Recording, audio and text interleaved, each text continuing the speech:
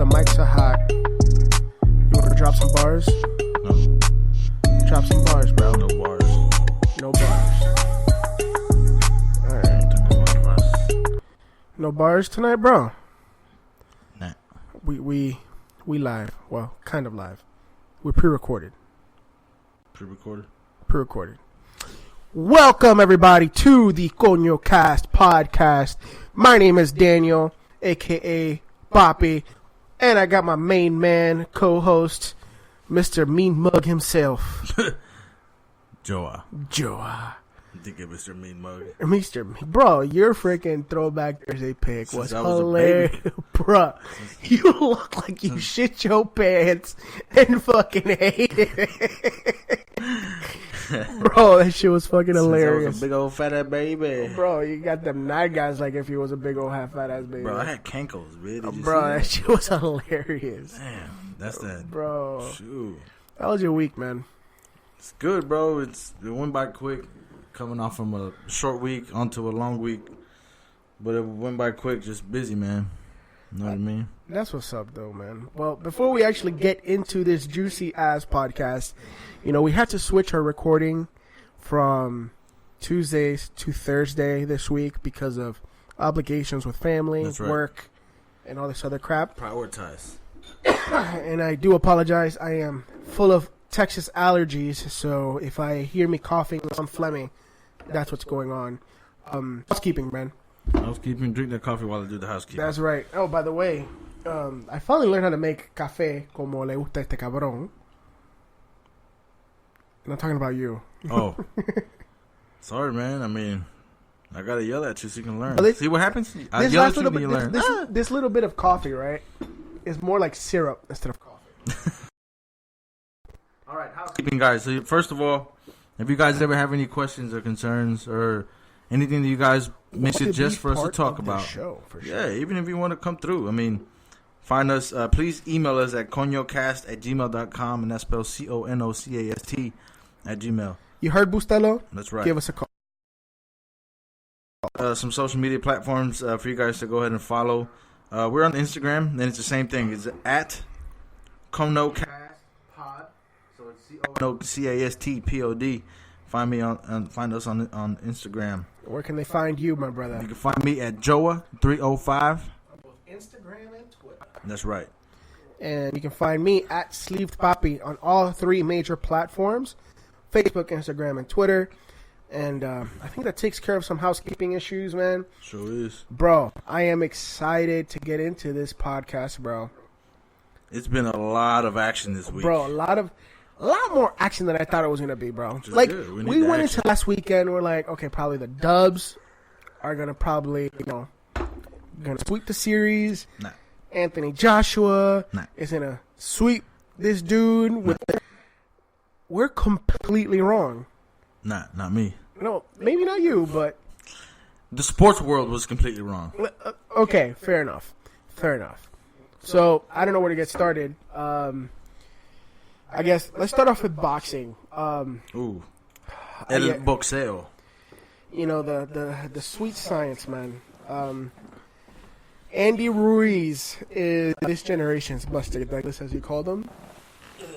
My nuts, bro. Hold up. I had to fix my balls. Las bolas. Sorry about that. Anyways, yeah. And Andy Ruiz, bro. Andy Ruiz. I'm going to tell you guys what I told you. My cousin. Last week, a week before that, Cuban trainer and amateur, over 100 amateur fights. Probably, I already forgot, but I think he has like one loss for sure early in his career. Yeah. It was against Joseph Parker. Yeah, and the guy's... By the way, Joseph Parker's no fucking stud. He's no slouch. Yeah. And this is a while back, which the guy was in his prime. Andy Ruiz was just coming off an amateur. 100. What I'm trying to say is he's a monster, and not everybody knows because not everybody knows boxing. Well, now they know. Everybody, not everybody knows boxing. He woke the world up. He said, "Hey, we eat tacos and loud." That's right. It was amazing, bro. I mean, the line was, I think it was like the odds were 35 to 1. It was like 6,000 to like over 6,000, something like that. So favor Joshua. It's ridiculous. It was something stupid, bro. And I remember lost money. Yeah, for sure. Or somebody made a lot. Yeah, both. Yeah, I mean, when we were on the fight 2 weeks ago, 3 weeks ago now, I remember we were talking about how good he did against an undercard in the Canelo fight. Not the Canelo fight, the Danny Garcia fight. Oh yeah, my bad. We're talking about that, and I'm like, I'm impressed with this guy. Like, I want to see more of him, right? And then you're like, yeah, bro, homeboy got manos and all this, and I'm like, Anthony Joshua has always been, but I didn't know that Andy was ready for this. I mean, you would have seen that fight. Yeah, it was great, but would you have said he was ready for this caliber fight? I think so because he's a heavyweight. Yeah. He's 6'2", and still looks short. He's small, bro. These guys are huge. What I'm trying to say is he's been fighting bigger guys his whole life. That's true. I mean, you see it just come natural, bro. He knows where to put his hands. He knows where the chin is. Bro. He put my man down 4 times. What's more impressive to me is not his boxing upstairs. It's his body work, bro. Yeah. His body work. And nice left hook. Dude, he's not afraid to go both hands to the body and tag the body up. And that's how he set up that beautiful right hand to the temple. Yeah. That knocked Joshua out in the first, or knocked him down in the first time. And, he has a killer instinct. He has a killing because once he smelled blood, he was like, "Oh, I'm not giving up." That's that Mexican, bro. Yeah, it was beautiful. Like I don't know, like textbook beautiful. I mean, there was a combination we were talking about earlier where, before the knockdown, he jabbed to the chest, crossed to the to the armpit, and then came back with the hook to the belly. Like I'm like, that's all to the body. And then after the hook, followed up with the overhand right. And I'm like, this dude he understands what boxing is, especially at the heavyweight level. Oh, yeah. We both know, being fans of the sport and have boxed before, that depending on your weight class, this really dictates how you fight. Yeah. The heavier guys don't fight like the smaller. You know what they're going to bring, these heavy guys? They're going to bring the power all day. That's an automatic. Yeah. But not everybody got the technique. Dude, I mean, I'm not going to lie. I think I would like to see him fight like another pure boxer. Like Tyson Fury? Or even Ortiz. Oh, man. That'll be a hell of a fun fight. At least for the hardcore heads, right? Like probably won't sell shit. Let's be real. Like, it won't sell anything. Ortiz and Andy Ruiz will be a great fight. It'll be a great fight. But I think about it and I'm like, Tyson Fury has his hands full with this guy. Yeah, I mean, I don't like the way Fury fights. People say he's a boxer. He's a defensive fighter. As best as you can get for being 6'7", right? I mean, it's not who really hits him outside of Wilder? Yeah. I mean, can you argue with that? No, of course not. I mean, not even the great Klitschko can get him. Yeah, well. The great Klitschko could not land on this boy. Yeah. That's why there's only one Tyson Fury. What's it called? He's what? The Gypsy King. He's the what? Gypsy King. No, bro. The lineal champ. Oh. He's the undefeated. The guy that beat the man, that beat the man. The man that beat the man, that beat the man, the world. The true lineal heavyweight champion of the world. That's right. Unfortunately, he might not be a title holder at the moment because of his mental health issues or whatever. And you know what? There's people that we talk about Tyson Fury, but there's people out there that have no idea who he is. And I believe that one of these guys, I'm not going to say that this guy doesn't know who he is, but he falls into the category of not knowing boxing. Stephen A. Smith.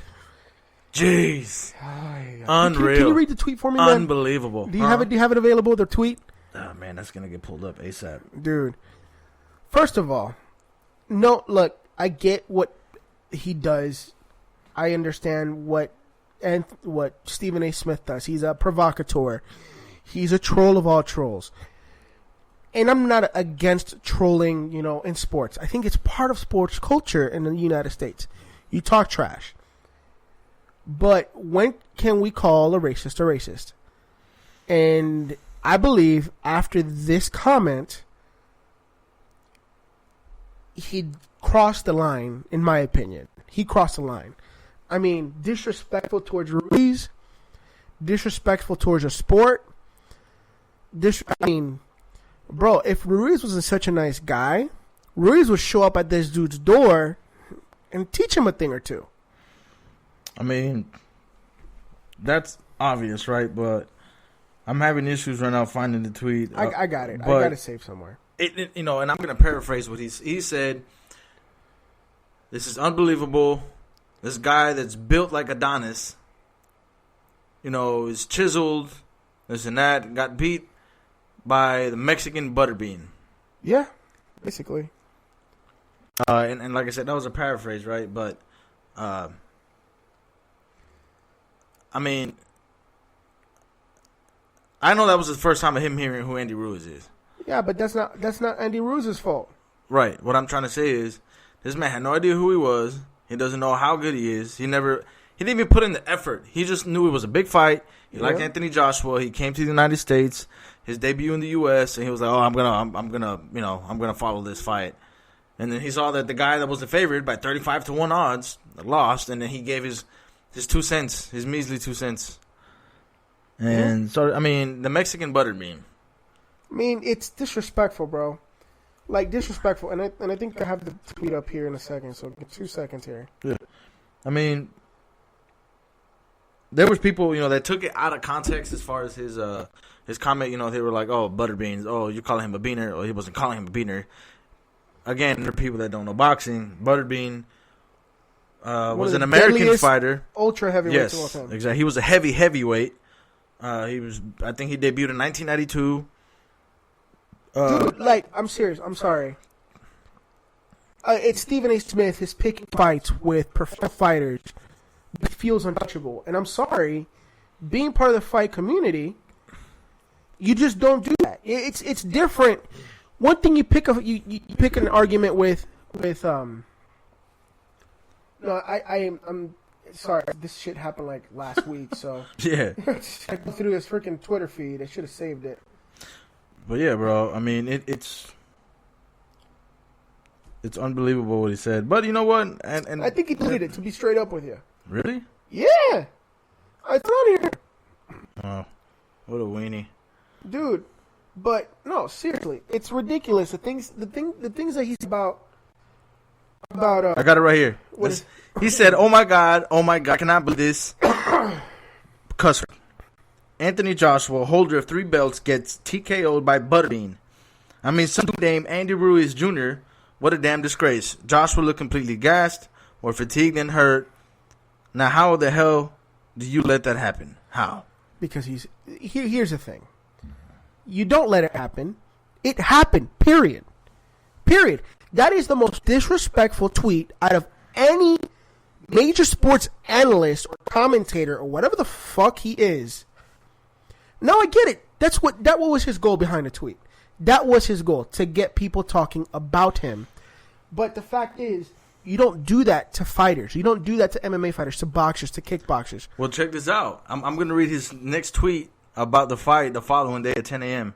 He said, "I watched the fight 3 times. Look, Ruiz is good, solid boxer, fast hands, but everyone's missing the point. The fight we're all waiting for, Wilder. You see how smart he is, and he deviates his comments. He had to see a fight 3 times to realize he was good. Really? You didn't know the first time by knocking this guy out 4 times? He's a fucking idiot. No, I'm serious. Like, dude, Stephen A. Smith, you're a basketball analyst, man. That's your sport. The best ever, probably. Yeah, that's you. You're a basketball analyst. What the fuck are you doing commentating on MMA fights and boxing fights? I'm sorry, bro. You want to talk shit about LeBron James? Go for it. You want to talk shit about Steph Curry? Go for it. You want to talk shit about football, baseball? Go for it. But I'm sorry. You know as well as I do, you cannot talk trash, especially in the kind of platform that he has, about fighters the way that he does. There's a reason, even though fighters might talk trash about each other, they are always respectful. Yeah. They're supposed to be, at least. Yeah. 90% of the time, they're respectful. Because there's a difference. You're going to get smacked up.